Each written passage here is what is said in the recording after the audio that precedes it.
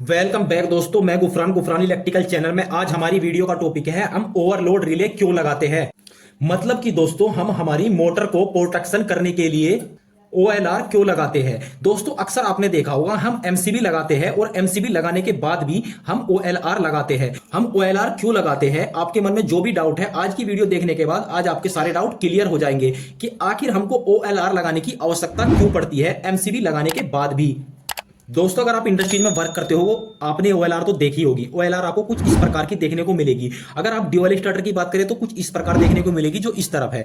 इस तरह की आपको देखने को मिलेगी जो हमारा ड्यूअल स्टार्टर होता है, और इस तरह की देखने को मिलेगी आपको जो हमारे पैनल होते हैं जैसे स्टार डेल्टा वगैरह। जैसे कि दोस्तों हम किसी कॉन्ट्रैक्टर के साथ में लगाएंगे तो इस तरह की आपको देखने को मिलेगी OLR। दोस्तों ये दोनों अलग अलग देखने में है लेकिन इनकी वर्किंग सेम ही है और काम भी इनके सेम ही है दोनों के।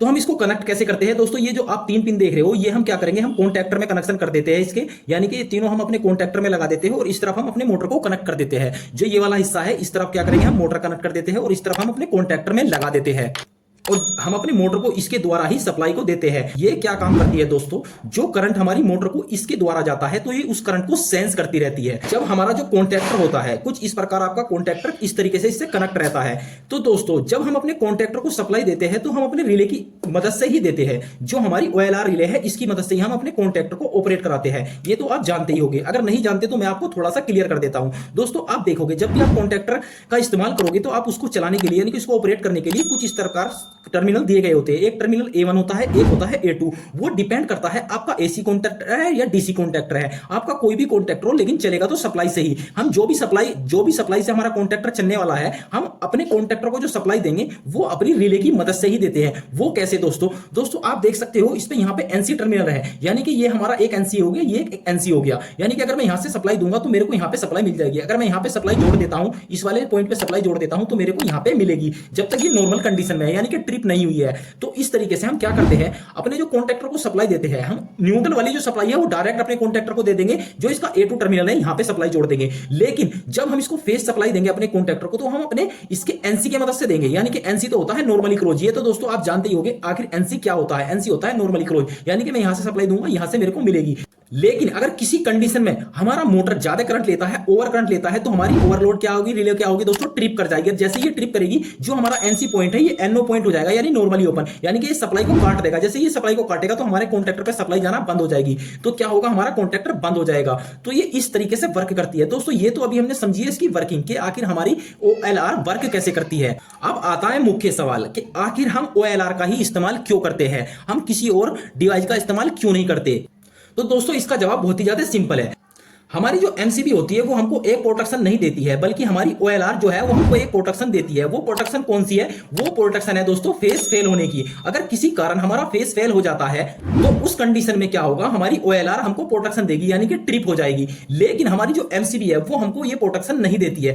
फेस फेलियर कैसे दोस्तों, सपोज करो हमारी कोई मोटर है, अब मैं इसको 3 फेज से चला रहा हूं, हमारी 3 फेज की मोटर है और किसी कारण हमारा एक फेज मिस हो जाता है, यानी कि एक फेज किसी कारण हमारा वायर खराब हो जाता है या हमारी कोई MCB खराब हो जाता है जिसका एक टर्मिनल जिस कारण एक फेस नहीं आ रहा हमारी मोटर तक। तो क्या होगा इस कंडीशन में, अगर हम OLR नहीं लगाएंगे तो हमारी मोटर क्या है, रन कर जाएगी। अगर हमारी मोटर ज्यादा देर रन करेगी तो इस कारण क्या हो सकता है, हमारी मोटर जल सकती है, खराब हो सकती है, यानी कि हमारी मोटर एक तरह से यानी कि खराब हो सकती है फेस फेल होने के कारण। जिस कारण क्या होगा, अगर हम OLR का इस्तेमाल कर रहे हैं तो उससे क्या होगा, हमको फेस फेलियर प्रोटेक्शन मिल जाएगी, इससे हमारी मोटर खराब होने से बच जाएगी। वही करें MCB की बात, तो MCB केवल हमको 2 प्रोटेक्शन देती है। एक होती है दोस्तों short circuit protection. Short circuit protection होता है या तो हमारा फेस आपस में टच हो जाए या फेस न्यूट्रल टच हो जाए, यानी कि ये होता है शॉर्ट सर्किट। एक प्रोटेक्शन हमको देती है हमारी कोई MCB है ओवरलोड प्रोटेक्शन, यानी कि दोस्तों हमारी कोई MCB है, यानी कि हमारी कोई MCB 16 एम्पियर की है, इससे 20 एम्पियर करंट फ्लो होगा। तो इस कंडीशन में क्या है, हमारी MCB हमको प्रोटेक्शन देगी, यानी कि ट्रिप कर जाएगी। यानी कि हमारी जो MCB है हमको केवल 2 प्रोटेक्शन देती है। एक होती है दोस्तों शॉर्ट सर्किट प्रोटेक्शन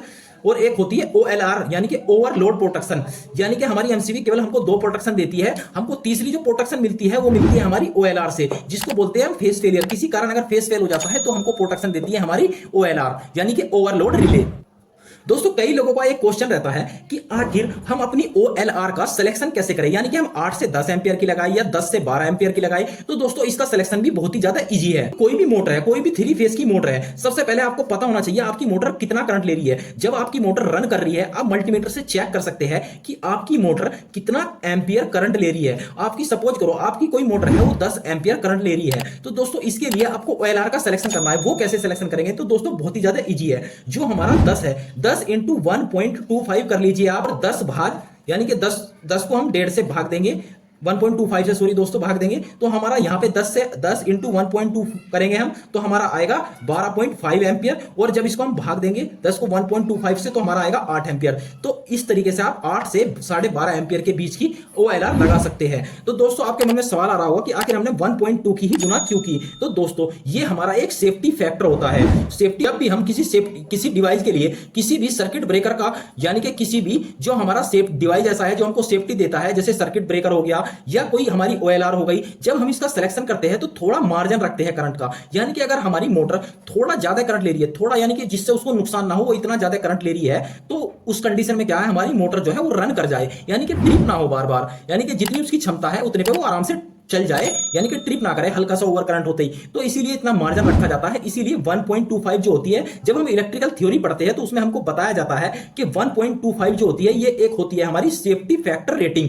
तो इसीलिए हम 1.25 की गुना करते हैं जब हम किसी भी सर्किट ब्रेकर का सिलेक्शन करते हैं, या हम किसी भी प्रोटेक्शन के लिए प्रोटेक्शन डिवाइस का सिलेक्शन करते हैं। जैसे कोई हमारी MCB हो गई दोस्तों, या कोई दोस्तों हमारी OLR हो गई, या कोई हमारी MPCB हो गई, या कोई हमारा कॉन्टैक्टर हो गया, यानी कि इस तरीके से जब आप सिलेक्शन करोगे तो आप इसी तरीके से यानी कि 1.25 की ही गुना करते हैं। तो उम्मीद है दोस्तों आज की वीडियो से कुछ आपको अच्छी जानकारी मिली होगी। वीडियो कैसा लगा प्लीज दोस्तों लाइक करके जरूर बताइए। अगर आपका कोई क्वेश्चन है तो आप हमें कमेंट कीजिए, मैं आपके हर एक कमेंट का आंसर देता हूं।